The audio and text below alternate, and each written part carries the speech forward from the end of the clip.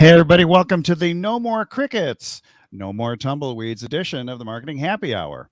I am one of your hosts, Dr. Christopher Vogelman. You can find me as Dr. Vogelman everywhere, all over social media, and part of a joint venture with John Paduchek, the guy down below, who is with Videos Are Social and Epic Win Agency. To my, well, actually, to my left, stage right, or my left, is Dr. Kayvon. Hello. Hey. Surrounded by doctors today. We're all full of doctors. Yeah, the doctors are on top, as it should be. Hello, doctor. Doctor. Hello, doctor. Doctor. So today we're talking about engagement. Yes. Not the kind where you put a ring on it, but increasing your engagement in social media. So let's get started with some of your favorite things. John is one of my favorites, as you are, Dr. K, because John is very engaging with people in terms of video. So let's go down the video rabbit hole. Alrighty then. Where do you want to start? Well, let's start with the first thing, which is you find that engaging with people on social media is really good, especially if you're doing live broadcasting. And I know you do live video summits and other things like that. And just in terms of what makes for an engaging video. Well, I think there's even a little more to that. So not only do I like doing lives, but I like using clips and reusing content to engage with people. And the reason behind that is I believe that video is really the best way to get people to know, like, and trust you faster. Either video, next best thing, sound of your voice. Third best thing, obviously, is having something written and a photo that kind of shows off some aspect of your personality. So that's kind of a good place to get started with that. And so, Dr. Kayvon, Doctor, what's been your experience with social media? I know LinkedIn seems to be your playground of choice. Yeah, I like LinkedIn a lot. Actually, I'm getting the most interaction on Instagram. Really? Yeah. Or maybe I pay more attention over there. No, because I'm experiencing the same thing too. I mean, surprisingly, I've started working on short form videos, and John and I are actually working behind the scenes to put together a program for people, just a small course to get people started. Yeah. And what I'm finding is I get a lot of interaction and views on Instagram, especially Instagram Reels, IGTV, and in particular, TikTok, of all places, which you think is a playground for young people. I'm getting a lot of views, and I'm actually getting some traffic coming in on TikTok. Who knew? The old people are taking over. And so why do you think that is, that you're getting more interaction? Your parents, huh? Yeah. So here's one of the things I found in sharing on social media, my parents. So whenever I talk about my parents, I get more views and more comments. People love that sort of stuff. And I think the more personal you get on social media, the more people seem to be interested. Like, for example, yesterday I was running around all places, Whole Foods, picking up a few more items. You know how hard it is to find pomegranate seeds here in San Diego at this time? And by the way, it is pomegranate season, but I couldn't find them. Wow. So I got really frustrated. I took a selfie of and sent it to my wife to show her that I was indeed at Whole Foods. But then I converted it into a Facebook story, an Instagram story, an Instagram reel, which, by the way, using the music, I actually did a search for music on the Instagram reels. And in that platform, there were something like 10 or 12 different songs having to do with Whole Foods. I would have never guessed that. Never guessed that. I wouldn't have either. I mean, Whole Foods, like some people, they're meeting somebody in the Whole Foods parking lot. Another song is that the guy's graduated from the dollar store to Whole Foods. That's the one that I wound up using. But it was very interesting to see that the music actually did create a bit of a bounce there. And of course, you have to be very careful not to have copyright infringement. But there's something about that 15-second sample of music that seems to be allowed. I'm really curious about that, but we'll get into that when we do our little course. So, John, in terms of getting personal, what are the things that people know about you, or what do you get the most reaction from when you're sharing stories or pictures of your travels or life at home? That's really the things that seem to get the most reaction from people is my travels. And I think people like to really live vicariously through us. If we've got an interesting hobby, it's a chance for them to really kind of dig in deeper. And one of the things that's really been profound to me is there's been a couple people that I've been connected to over the years for social media. One is a gentleman over in the UK, and he's got an RV almost as big as mine over there, and we've developed quite a conversation back and forth. You know, he just recently made a trip to Scotland. I asked him a lot of questions about that because I've been interested in doing that myself. A lot of my family came from that area. And, you know, I think those are the things that kind of bring us closer together. When the more people know about different things that we do, the more intrigued they are. My farm is another one that people, yeah, you know, that kind of thing. So what was the second one? The second one really is, you know, like my farm. I've got a picture of me in a big tractor driving it around and all of those things. And most people have no idea that I came from a farm, and that's where I spent. Is that where your interest in RVs? RVs started by driving a tractor around. You wanted something bigger? It certainly helped. So, like I learned to drive a truck at like age 7. So it was no problem for me to hop into a big RV and drive it around. So it definitely helped a lot. Boy. That actually, I there is something that I think I noticed a pattern, but I wanted to get your opinion on it. Like Christopher was talking about, you know, showing a picture of the parents or something else, and you're talking about the farm.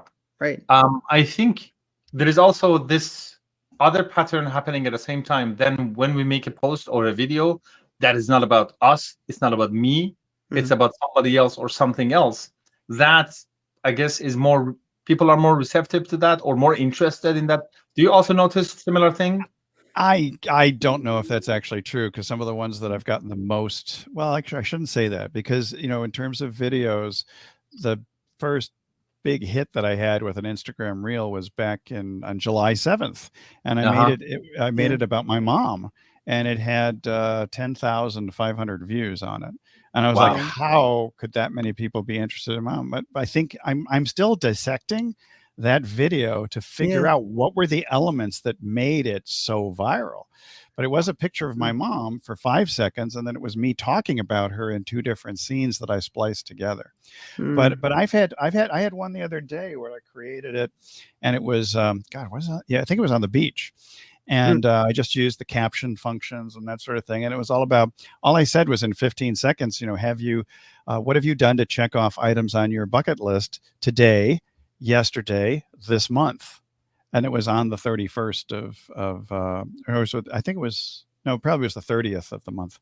And that got a lot of information. Of course, I was asking a question. It wasn't necessarily about me. So you may be right about that. Yeah, I think it might be a bit of a mix. I know with mine, I think the biggest interaction comes, you know, a lot of my hobbies, Kayvon, are things that a lot of people participate in. So like I had chickens. That's a big thing around here.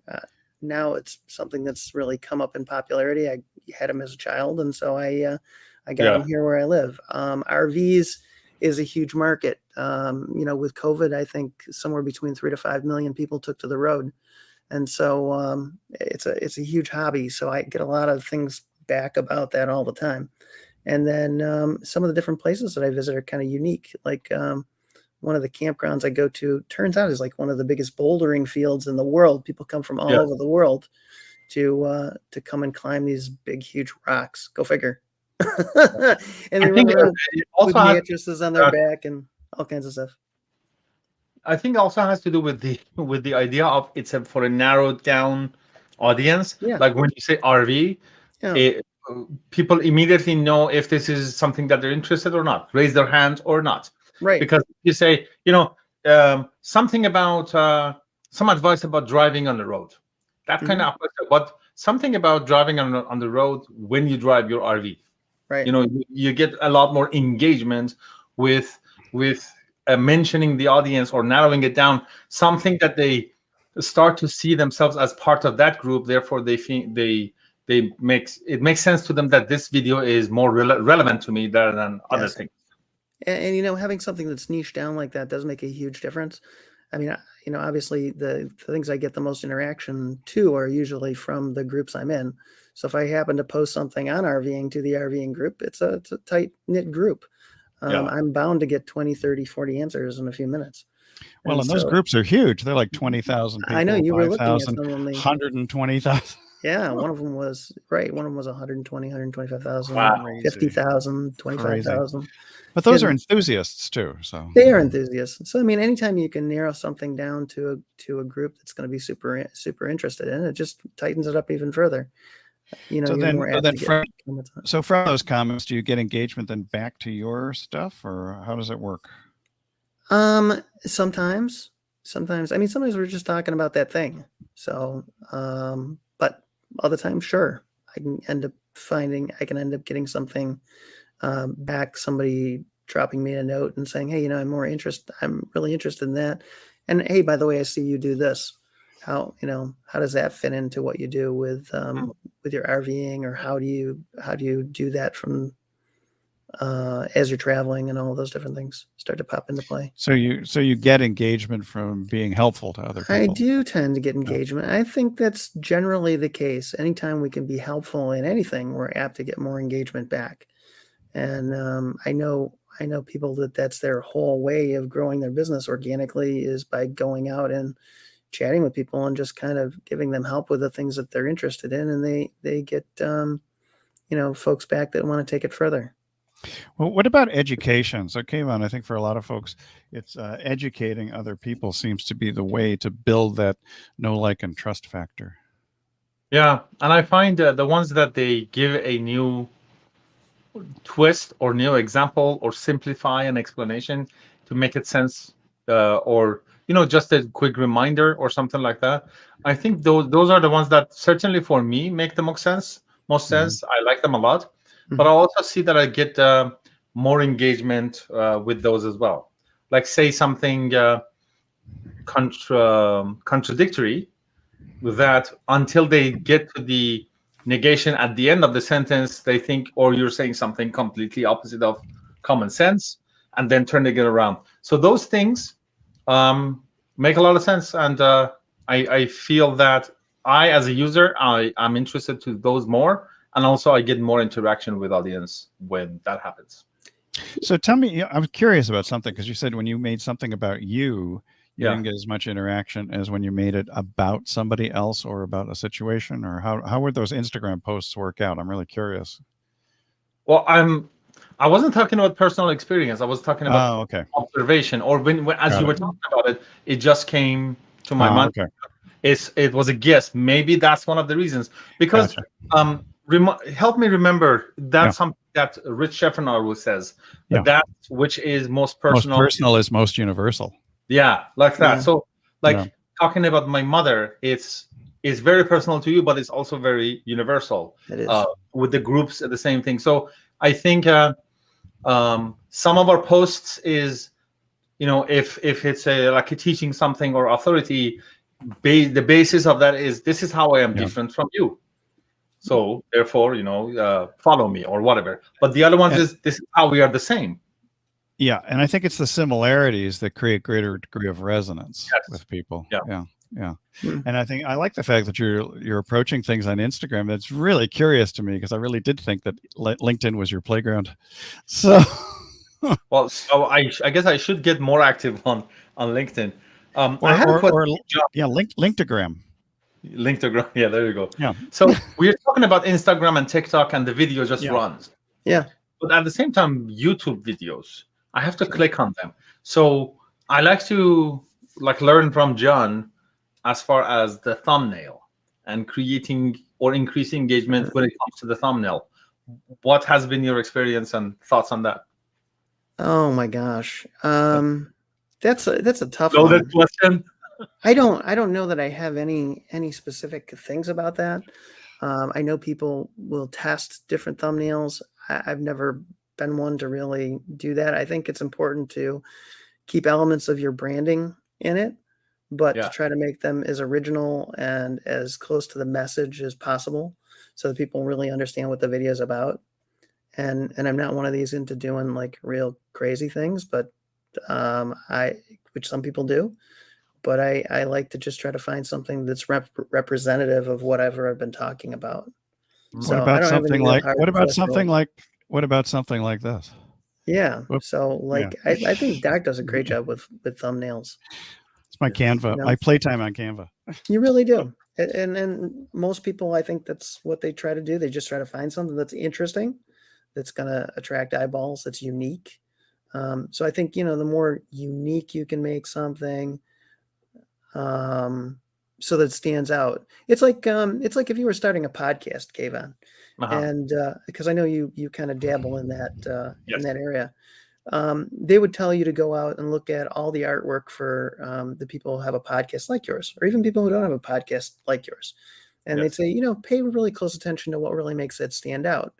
And I think the same thing's true with thumbnails for YouTube. You just kind of go and you look at what other people do, and you find I ways that think you can something make that this stand makes out. it stand out is like a face. Yeah, That's what I was Just- about to ask. people The love face. faces and eyes. Sure. Will the face? So, but one of the things that my concern about thumbnails and faces is that I see some people do this. They put their face in the thumbnail in different positions or different areas, but it's the same 5 or the same 3 every single time with just a little bit of a change in the wording. So Mm. how does that work compared to trying to grab attention with different colors and patterns and photos and things like that? Because you're an image guy from way back when. Yeah. I mean, it's a combination of things. Color definitely makes a difference. Yeah. We looked.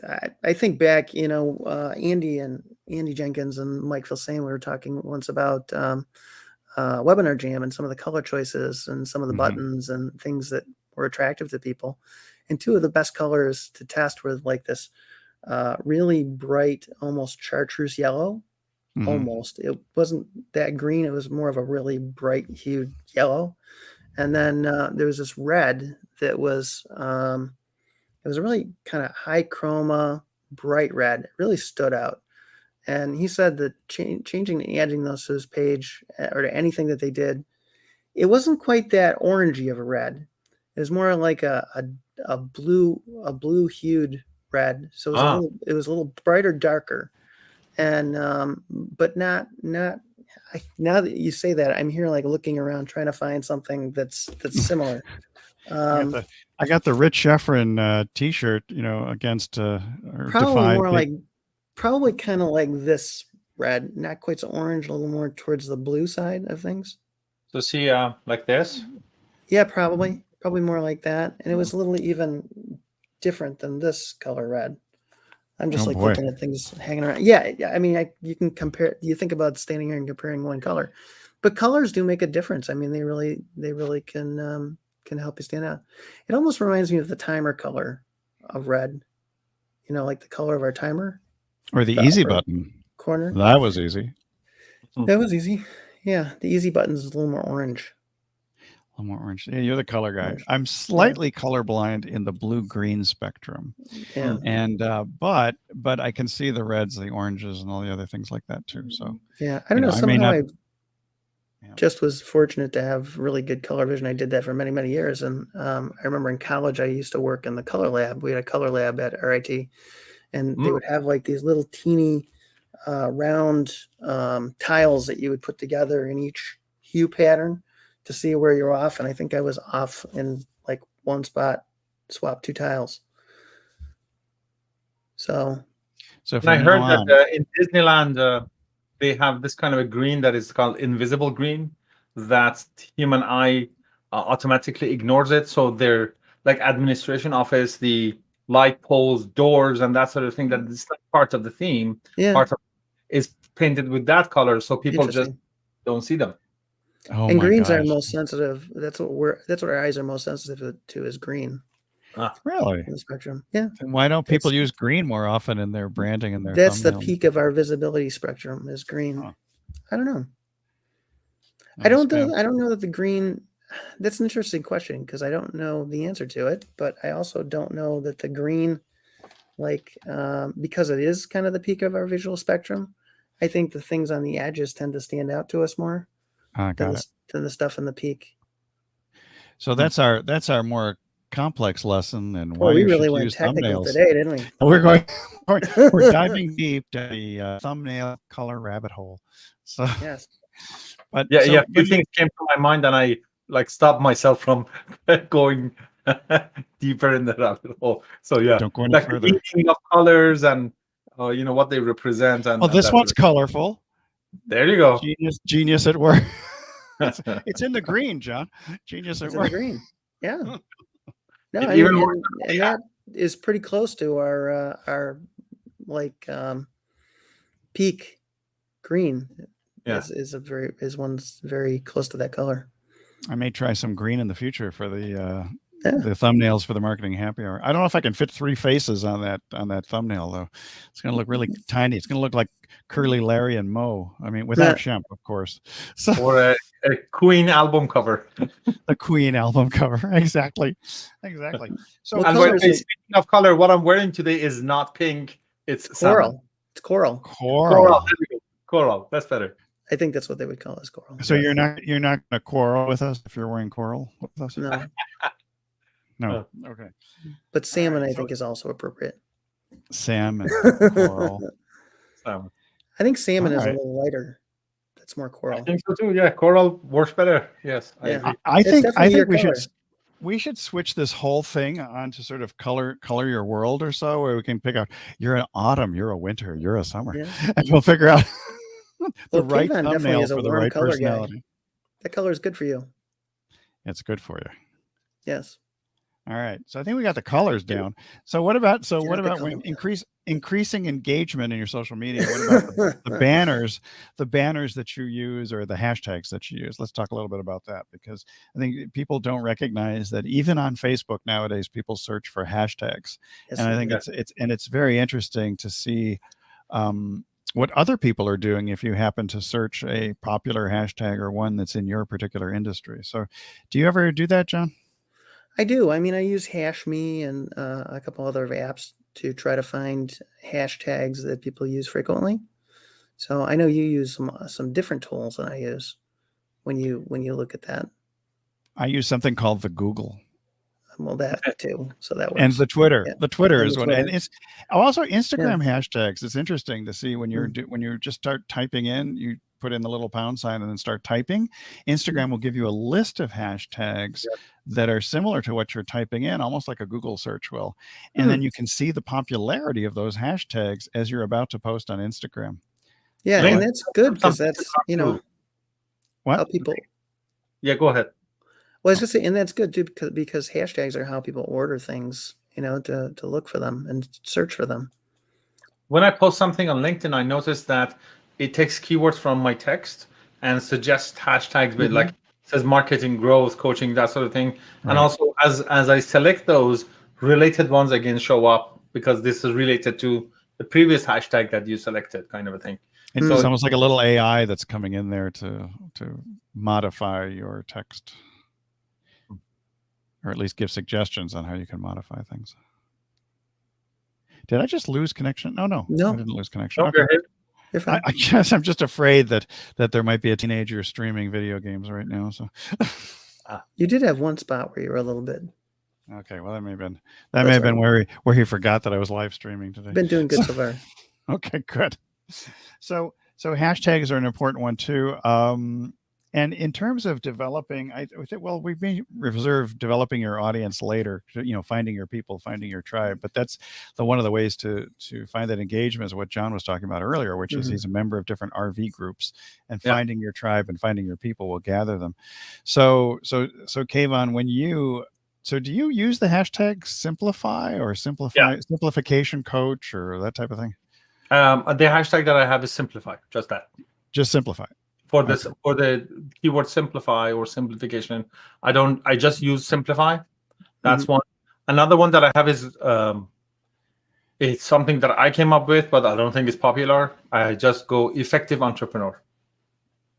Well, that's the interesting thing about getting engagement, because you do I've heard this recommended by more than one person, which is to create a hashtag that is unique to you or as close to unique as possible so that your tribe can rally around it. Like I came up with a name, like for example, escape your practice is a hashtag I'm using now on social media, and it's starting to get a little bit of traction. The other one was fundamental, where I try and create a new brand name. So nobody else. So I took fundamental, I kicked out duh, and I put you in it. And so hence it came up with fundamental. And that one, if I put that hashtag into Twitter or Instagram or YouTube for that matter, I pop up everywhere.